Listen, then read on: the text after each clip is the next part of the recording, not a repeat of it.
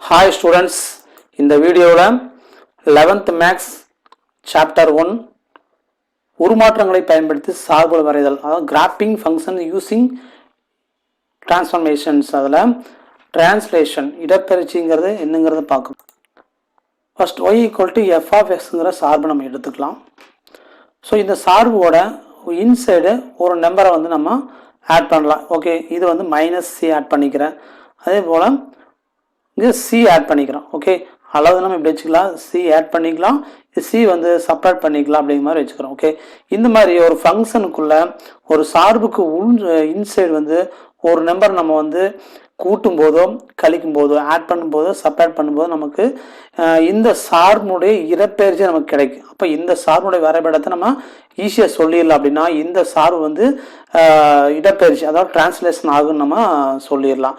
அதாவது இடப்பெயர்ச்சி ஆகுன்னு நம்ம சொல்லிடலாம். எவ்வளோ டிஸ்டன்ஸ் அப்படிங்கிறது நம்ம தெரிஞ்சோம். அப்போ வந்து இங்கே சிங்கிறது ஒரு கான்ஸ்டன்ட் நம்பர், அது வந்து ஆல்வேஸ் வந்து கிரேட்டர் தென் ஜீரோவோட பெருசாக தான் இருக்குது. அப்போ நம்ம சொல்லிடலாம் எவ்வளோ தூரம் இடப்பெயர்ச்சி ஆகுன்னு சொல்லி, எவ்வளோ தூரம் டிரான்ஸ்லேஷன் ஆகுன்னு நம்ம சொல்லிடலாம். ஃபர்ஸ்ட் அதாவது சி யூனிட்ஸ், எவ்வளோ நம்பர் அதில் ஆட் பண்ணுறோமோ அந்த யூனிட்ஸ், அவ்வளோ அலகுகள் வந்து இப்போ வந்து இங்கே ஃபஸ்ட்டு வந்து ஆட் பண்ணும்போது என்ன நடக்குது அப்படின்னா, அந்த எஃப்ஆஃப்எக்ஸுங்கிற ஃபங்க்ஷன் வந்து ஷிஃப்ட் டு த லெஃப்ட்.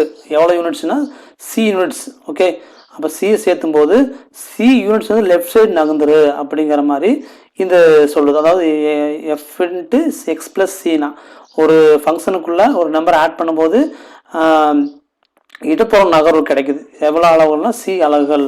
அதே ஒரு ஃபங்க்ஷனோட மைனஸ் பண்ணும்போது ஒரு நம்பரை, ஒரு கான்ஸ்டன்ட் நம்பரை அவ்வளோ அலகுகள், அவ்வளோ யூனிட்ஸ் வந்து shift to the right side வந்து ஷிஃப்ட் ஆயிரு. அதாவது வலப்பக்க நகர்வு. எவ்வளோ டிஸ்டன்ஸ் அப்படின்னா சி அலகுகள்.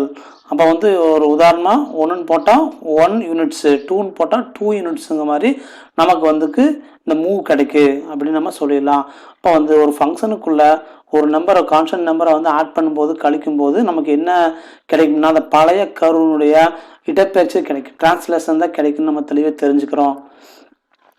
எக்ஸாம்பிள் 1.8 பாருங்க. y equal to f of x into modulus, அதாவது ஈக்குவல் டு மாடுலஸ் ஆஃப் எக்ஸ்ன்னு கொடுத்துக்கிறான். ஓகே, இதை வந்து வரைஞ்சிட்டு மற்ற ரெண்டு சார்புகளும் வர சொல்லிக்கிறாங்க. இப்போ பார்த்தா தெரியுது மாடுலஸ் எக்ஸுங்கிற சார்பு, அதுக்குள்ள ஒரு மைனஸ் நம்பரை வந்து மைனஸ் 1 இது பண்ணிக்கிறான், அது ஒரு 1 வந்து ஆட் பண்ணிக்கிறாங்க. அப்போ வந்து உள்ள சார்புக்குள்ள ஆட் பண்ணாமல் நமக்கு என்ன கான்செப்ட் தெரியுது, move the left side shift ஆகும் அல்லது வந்து ரைட் சைடு ஷிஃப்ட் ஆகும். ஓகே, இப்போ கணக்கு கொடுக்கப்பட்ட 3 சார்பு நம்ம எடுத்துட்டோம். ஃபர்ஸ்ட் சார்பு நம்ம வரையறதுக்கு சம் வேல்யூஸ் எடுத்துக்கிறோம். ஓகே, இப்போ இது இடப்பெயர்ச்சி நம்ம நல்லா தெரிஞ்சு வச்சோன்னா அந்த சார்புக்குள்ள ஒரு நம்பரை கூட்டிக்கிறாங்க கழிச்சிருக்கிறாங்க. அப்போ இடப்பெயர்ச்சி டிரான்ஸ்லேஷன் நம்ம தெரிஞ்சுட்டு ஃபர்ஸ்ட் இந்த கர்வை வரையலாம், இந்த வளைவரையை வரையலாம். ஓகே, இந்த வளைவரைக்கு நம்ம எக்ஸுக்கு சம் வேல்யூஸ் எடுக்கும். மாடுலஸ் எக்ஸுங்கனால நம்ம இந்த வேல்யூஸ் எல்லாம் எடுத்துட்டோம். இப்போ மாடுலஸ் எக்ஸ்னாவே எல்லாமே நமக்கு பாசிட்டிவ் நம்பர் தான் வரும். ஓகே, அப்போ F of X equal to modulus of X அதனுடைய டேபிள் வேல்யூ. இந்த டேபிள் வேல்யூ இதில் நம்ம குறிக்கும் போது 1,1 2,2 3,3 இந்த மாதிரி போகும். -1,1 -2,2 அப்படிங்கிற மாதிரி நமக்கு ஆன்சர் இருக்கும். அப்போ அந்த புள்ளியில் நம்ம ஜாயின் பண்ணும்போது இந்த மாதிரி நமக்கு ஒரு கர்வ் கிடைக்கிது. இங்கே வந்து இங்கே டர்ன் ஆகி போகிற மாதிரி நமக்கு ஒரு கர்வ் கிடைக்கு. இப்போ நம்ம ஆல்ரெடி சொன்னது தான், அது வந்து ஆட் பண்ணிக்கிறாங்க சார்புக்குள்ளே, ஃபங்க்ஷனுக்குள்ளே சப்ராக்ட் பண்ணிக்கிறாங்க. அப்போ வந்து இது லெஃப்ட் சைடு மூவ் ஆகலாம் அல்லது ரைட் சைடு மூவ் ஆகலாம். அப்போ ஃபஸ்ட்டு ஃபங்க்ஷன் என்ன, ஏதாவது F of X equal to modulus of X plus 1 அந்த மாடுலஸ் ஆஃப் எக்ஸுங்கிற சார்புக்குள்ளே 1 ஆட் பண்ணிக்கிறாங்க. அப்போ ஆட் பண்ணால் நமக்கு என்ன கிடைக்கும் அப்படின்னா, அதாவது ஷிஃப்ட் டு த லெஃப்ட் எவ்வளோ யூனிட்ஸ்னா 1 தான் ஆட் பண்ணிக்கிறப்போ 1 units. The graph of f of x shift to the left by 1 units. அப்போ எஃப் ஆஃப் எக்ஸ் சார்பு இடதுபுறம் ஒரு அலகுகள் நம்ம நகர்த்தோம்னா நமக்கு இந்த சார்புக்கான வரைபடம் கிடைச்சிரு.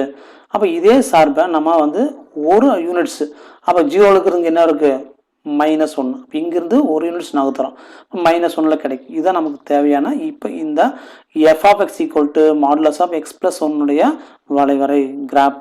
ஓகே, அடுத்தது இது சார்புக்கு உள்ள ஒரு நம்பரை வந்து கழிச்சிருக்காங்க, சப்ராக்ட் பண்ணிக்கிறாங்க. பண்ணும்போது நமக்கு என்ன பக்கம் நகர் கிடைக்குன்னா வந்து ரைட் சைடு வந்து எவ்வளோ நம்ம கழிச்சிருக்கோமோ அவ்வளோ யூனிட்ஸ் நம்ம நகர்த்துறோம்.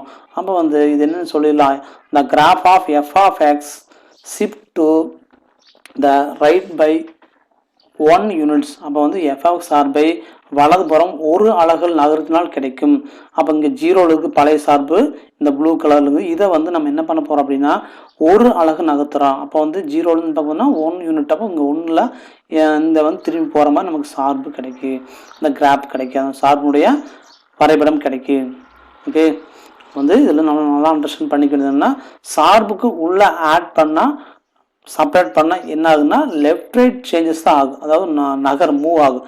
இப்போ வந்து ப்ளஸ் பண்ணால் என்ன ஆகுது, அதாவது இடதுபுறம் ஒரு அலகு நகர்த்துறோம். அதே மைனஸ் பண்ணும்போது வலதுபுறம் ஒரு அலகு நகர்த்துறோம். ஓகே, தேங்க்ஸ் ஃபார் வாட்சிங்.